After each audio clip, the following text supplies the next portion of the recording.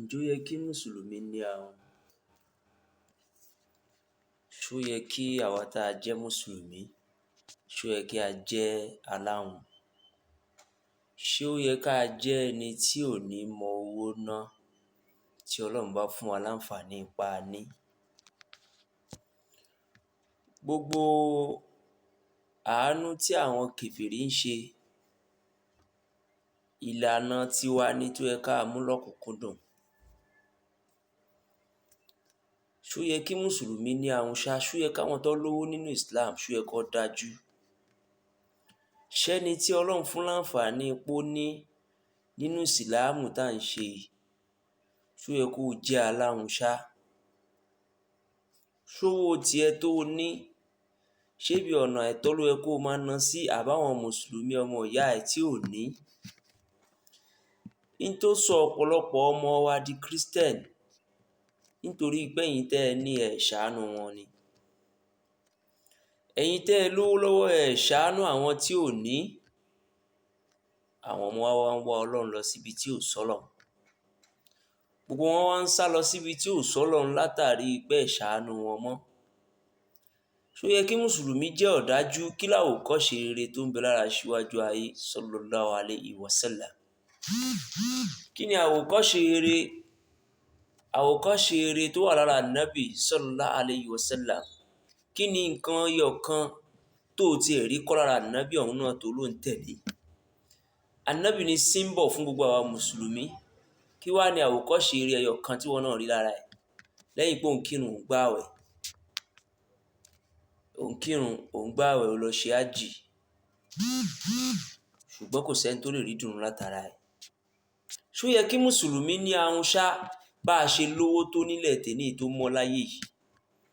Bí àwa Mùsùlùmí ṣe ní owó tó nílẹ̀ tèní tó mọ́ ní ayé lénìí, ṣó yẹ káwa Mùsùlùmí ní ahun? Ṣó yẹ kí àwọn ọmọ wa máa lọ church?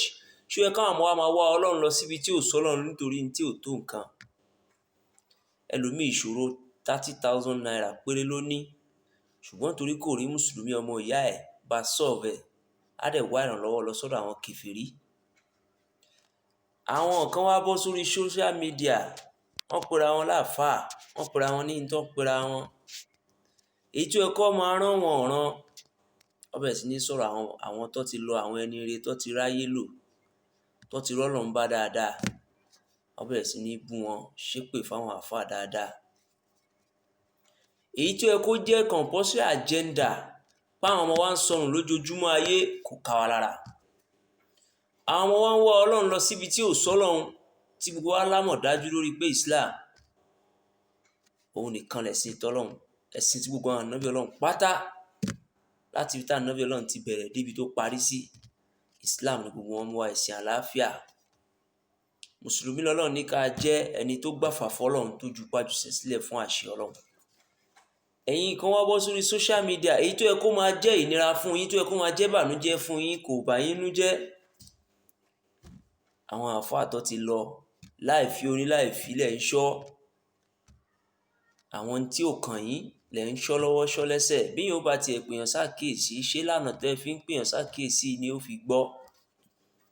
Ẹ wá ń embarrass Islam. Ṣó yẹ kí Mùsùlùmí ní ahun? Gbogbo àwọn ọmọ rẹ̀ ti lé lọ church tán nítorí tí ò tó nǹkan. Ẹ ń jẹ́ kí àwọn ọmọ wa máa gba ẹ̀tàn. Wọ́n ń gbẹ̀tàn lórí nǹkan tí ò tó nǹkan. Ṣó yẹ káwa Mùsùlùmí láhun? Ṣó yẹ ká ní ahun? Àwa lọ síwájú eléré máa ná béèlì owó béèlì owó.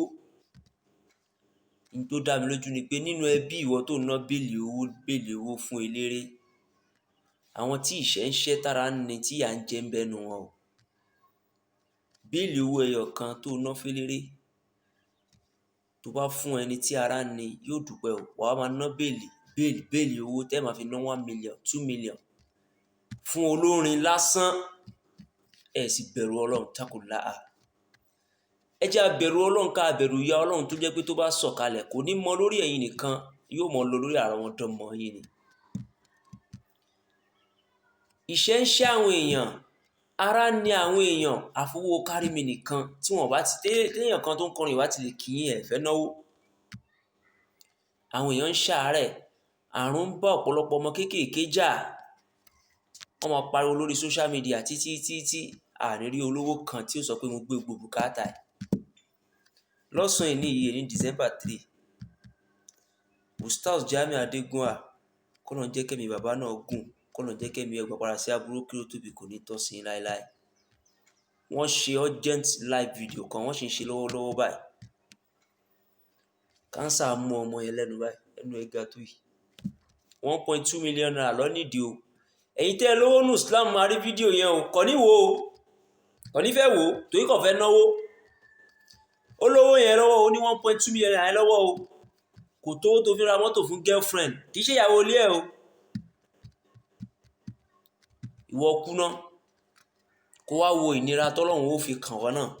Kó tiẹ̀ tó kú gan ló tiẹ̀ ti máa mọ̀ pé ìtọ́lọ́run fún ẹ tó ná fáwọn tó yẹ kó ná fún yẹn, wàá mọ̀ pé Ọlọ́run ọba tí kì í ṣàbòsí ni. Torí òun ṣàbòsí fúnra ẹni, ó sì ń ṣàbòsí fọ́lọ́run ni. Owó tọ́lọ́run fún ẹ, ó fún ẹ torí káwọn èèyàn lè dùn látara ẹni. Ó fún ẹ lórí kó o lè fi ṣàánú àwọn èèyàn. Ẹ wo ọmọ tí kánsà mú, ọmọ kékeré, ọmọ ọdún 4, ẹnu ẹ̀ ga tó yìí, ọmọ yẹn ò lè sọ̀rọ̀. Wọ́n ṣe live video yẹn lọ́wọ́ báyìí. Wọ́n ṣe live video yẹn lọ́wọ́ báyìí.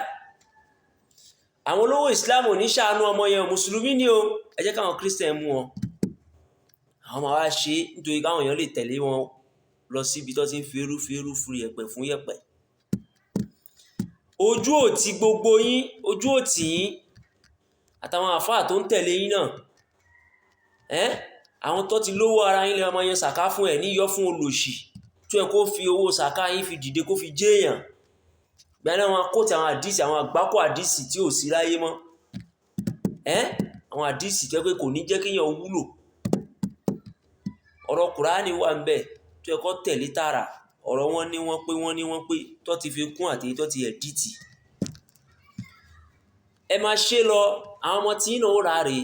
Ìwọ tó ní tó ná fẹ́ni tí ò ní. Ọlọ́run gbó lọ́wọ́ ẹni tó ní tí ò ná fọ́lọ́run, yóò gbé fáwọn tí ò ná fọ́lọ́run. Ẹ fowó yín ṣàánú àwọn tí ò ní, ẹ ṣàánú àwọn tí ò ní, ara ní àwọn èèyàn. Ọmọ tí wọ́n bí ní last week Sunday lọ́hùn, torí ẹ̀ tóbi, owó ta ti ná lẹ́mọ ẹ lórí. Ó wà ní lásùtù ní Ìkẹjà báyìí sí. Ọ̀la ló máa ṣe sọ́jì lórí ọmọ ẹ̀ àti ìmọ̀ ìtọ́ ló máa bá dé. Owó tẹ́sítì oògùn ó ní iye tó ti bá lọ. Àwọn ọmọ Nàìjíríà tí ò ní, ó ní 500, 1,000, 500, 1,000. Àwọn ló ń dáwó yẹn o, ta fi ń rescue ẹ̀mí ọmọ yẹn. Àwọn olówó Islam ń gbọ́ báyẹn ń pariwo rájọ, wọ́n rí post o, wọ́n rí báyẹn post ọmọ yẹn pọ́ ọmọ yìí ó nídìí help, ó nídìí owó. Kò ní ṣe àfowó kárí mi. Owó aláàjì ló wà ń bẹ̀. Aláàjì ló ṣe gbá, alájà ló ṣàwo ló ṣe kinní kan. Owó kárí mi, owó tó yẹ pé Ọlọ́run ò ní san ẹlẹ́san dáadáa lórí ẹ̀ àfi tó bá tó gba ìpè Ọlọ́run ló kù.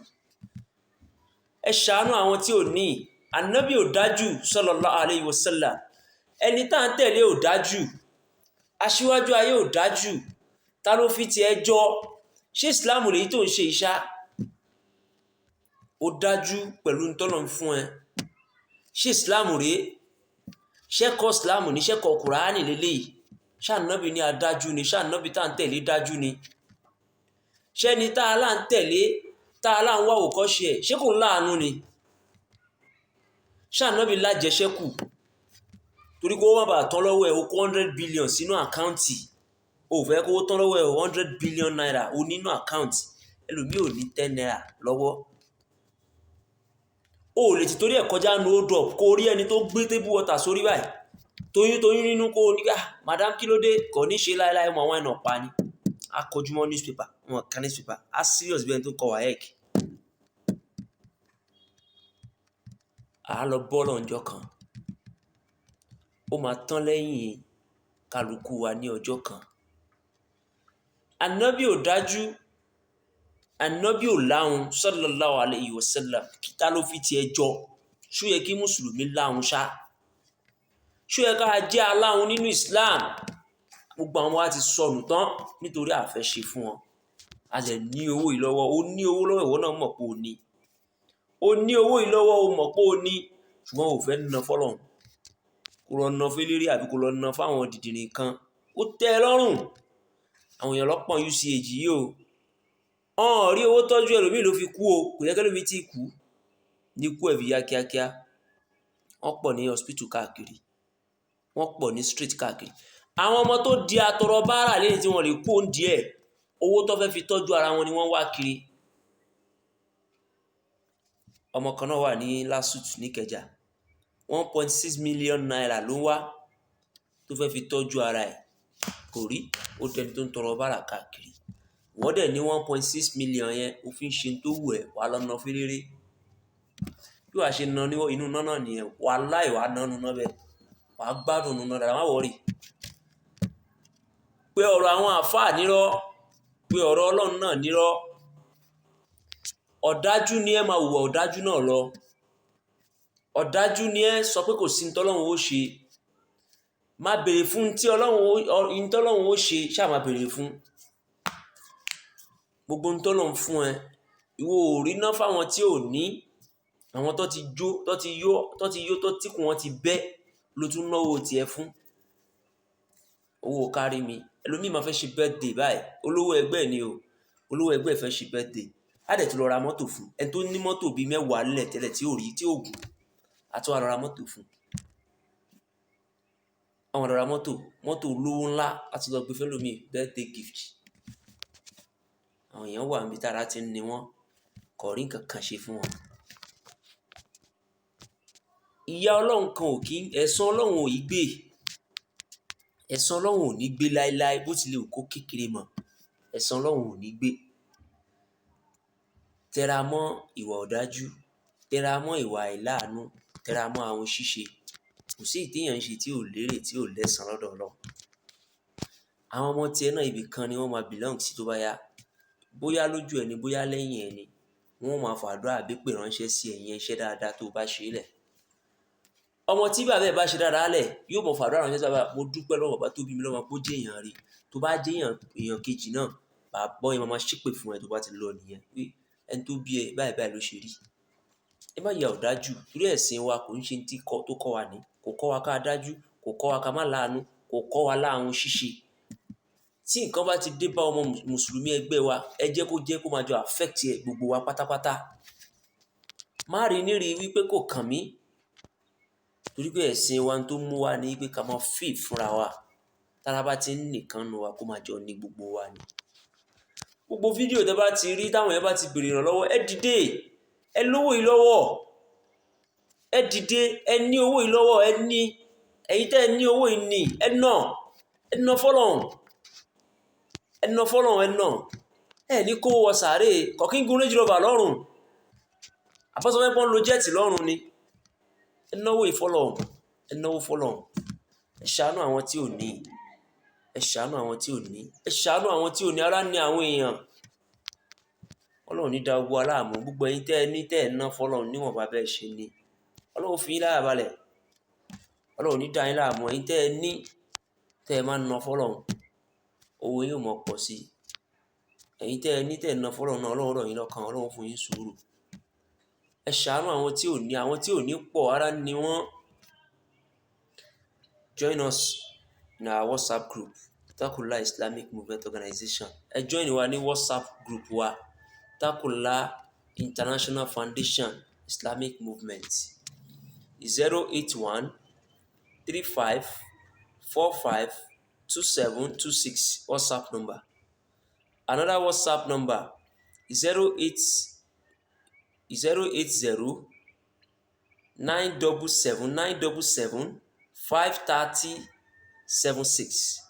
Another WhatsApp number 070-1960-4520. You can ẹ lè pè kankan gbogbo àwọn nọ́mbà yẹn náà. Tẹ́ bá ní dáadáa tẹ́ ẹ fẹ́ ṣe fọ́lọ́run látara ìjọ wa. Tẹ́ bá lẹ́ni tẹ́ ẹ fẹ́ ràn lọ́wọ́, tẹ́ bá lẹ́ni tẹ́ ẹ fẹ́ ṣàánú. Àwọn èèyàn tó nídìí àánú Ọlọ́run pọ̀ o. Àwọn ò kàn lè máa ya fídíò ká máa send ẹ̀ káàkiri ni. Torí ìta ṣe nọ́ọ̀sì lọ́wọ́ ṣì wà ní LASUT presently. A ṣe nọ́ọ̀tì ẹ̀ lọ́wọ́ báyìí. Ọ̀la ló máa ṣe surgery lórí ọmọ ẹ̀. Gbogbo ẹ̀yin tẹ́ ẹ ti bá wa dá sí one way or the other. Oní 500, 1000 jù bẹ́ẹ̀ lọ.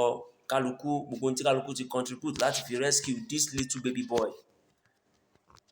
Tá wà lẹ́nu kéèsì ẹ̀ láti last 2 weeks. Ọ̀la ló máa ṣe surgery nẹ̀, inshallah bi kudratillah.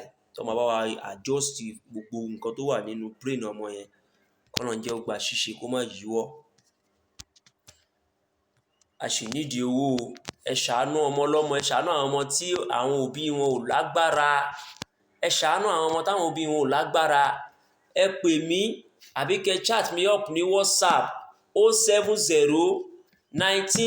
070-1960-4520. Ẹ̀yin mùsùlùmí ayé ẹ jọ̀ọ́ ẹ ṣàánú àwọn tí ò ní.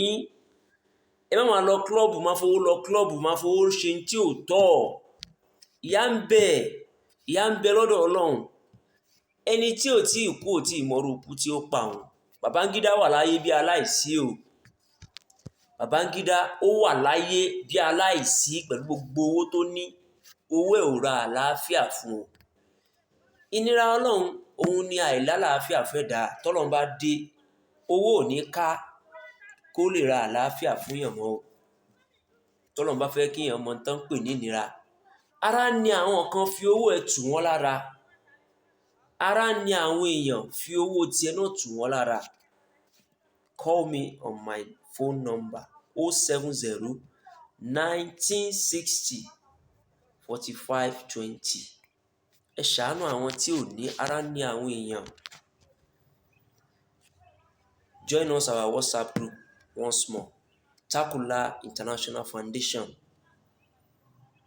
Ẹ jẹ́ a bẹ̀rù Ọlọ́run ní kọ̀kọ̀ ní gbangba. Allah is our strength. Ẹ̀yin tẹ́ ẹ ní owó nínú Islam, ẹ ṣàánú àwọn tí ò ní. Gbogbo ẹ̀yin náwó owó ò ní tán lọ́wọ́ yín o. La hawla wala quwwata illa billah. Assalamu alaikum.